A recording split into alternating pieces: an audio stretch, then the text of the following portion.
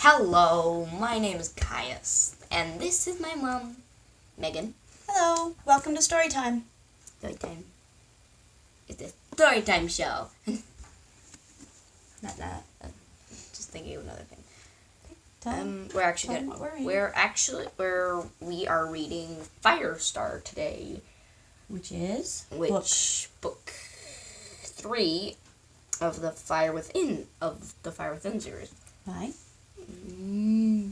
Chris DeLacy. We've already read most of the way through, so we're Yeah. just starting this here. So if you enjoy it, I suggest picking up the earlier books. And press a like button. So, Firestar. That's book 3. And here are the other books. And you can pause if you want. Okay, you're going to read first? Sure. Okay. Stable block, midday. 4 monks were clustered around Brother Terence, where he sat, propped against the outside of the stable door. Brother Cedric, a retired physician, was holding a cotton pad against his eyes. Bright red blotches on his cheeks and neck suggested he suffered some kind of burns. Something yellow, was splattered down his habit, which was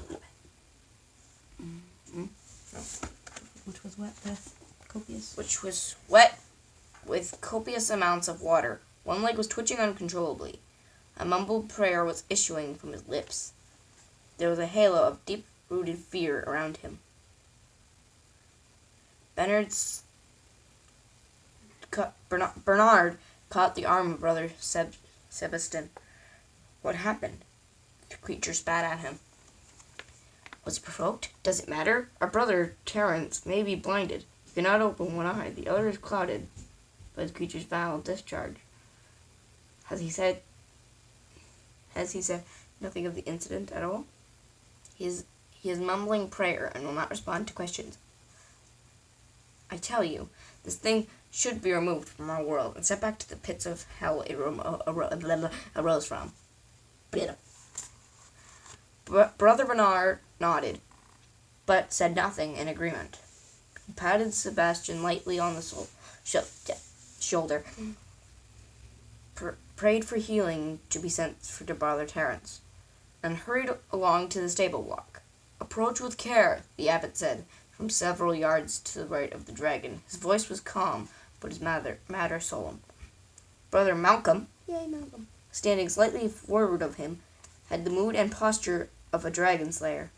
The creature itself had withdrawn into a shadowed corner of its pen. Only the occasional blink of light glinted off its leathery green scales. There you go. Okay. I cannot understand this, Bernard said. I was with the beast not minutes ago, and it was perfectly calm. It made no attempt to attack me. The abbot took no heed of this. Raising his hooked nose, he said to Brother Malcolm, "Find a large sack." Malcolm immediately searched the pallets where wheat and barley had once been stored. "What are you planning to do?" asked Bernard, feeling a sense of unease creeping over him. "Do you pity this beast so much?" asked the abbot. Bernard laced his fingers. "I don't believe it's a demon." Don't do that, please. The abbot turned slowly to look at him. Brother Terence would not agree, and it seemed to Bernard there was a sight more malice in the old man's eyes than he'd seen in any parley with the dragon. Malcolm reappeared, shaking ears of straw from a dusty sack. The abbot pointed to a loose stack of wood. "Choose a piece of board, something large enough to shield us from any further spittle."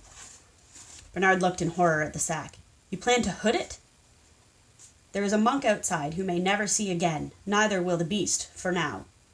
"Abbot, this is monstrous." "The wood," he growled. "Allow me," said Malcolm, throwing the sack into Bernard's midriff, who caught it as though it were his prison issue. "You intend to kill it?" "I am waiting for an emissary," the abbot said. "He will decide what is to be done." "Is he part of the brethren?" Bernard asked, nursing a feeling of nervousness. He had not shaken off Brother Vincent's warning. "Danger, a wind from another world." "That is not your concern," said the abbot. But if the order has always been exclusive to the island, then why— You worry me, said the abbot, cutting him off. Increasingly, I find your mood infected by the same misguided sentiments that have addled Brother Vincent. The creature should not be tortured, Bernard snapped, switching the emphasis back to the dragon. But the abbot merely turned and addressed Brother Malcolm, who was holding up a sizable piece of board. Advance with caution. Brother Bernard seems not to fear the beast. Let him stand close enough to cover its head. Brother Malcolm lifted the shield, showing forearms bruised with naval tattoos. But as he set off, Bernard stopped him and said, I will do this alone. What? Are you deranged? The creature has intelligence, Bernard said, grittily. Already it cowers in the comfort of shadows. If I sprang at it suddenly from behind a board, it may attack again. Protect yourself if you must. He stepped into the open. The yellow eyes watched him fearfully. He took 2 steps forward. The dragon reared its head. Another step, and its talons ratcheted the ground. One more. Its ear scales lifted. Do not resist, Bernard whispered in the tongue, matching his voice to the level of its growl. They will kill you if you try. Trust me, I will help you. And he opened the sack, and in one fluid movement ran it over the dragon's head. The baby creature bucked against its chains. Ah! It cried, sneezing, almost blowing the sack away. The material caught against its scales and held. Brother, step back, the abbot shouted.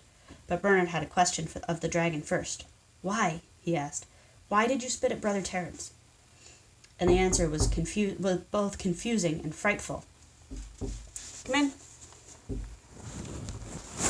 Hello. Okay, Ethan has decided to join us, but back to it. There he is. All right, where was I? The answer was both confusing and frightful. Bird! The dragon whimpered. Bernard swept around and looked at the gable. There in the window was the raven again. Come away, the abbot insisted. Brother Malcolm drew Bernard clear. This place is forbidden, Abbot Hugo said to Malcolm. He added, have it well guarded, to Bernard. You may leave. Abbot, this dragon— Go, Brother Bernard. Bernard looked once more at the pitiful creature, then bowed his head and hurried outside, almost fainting as the colder air hit him.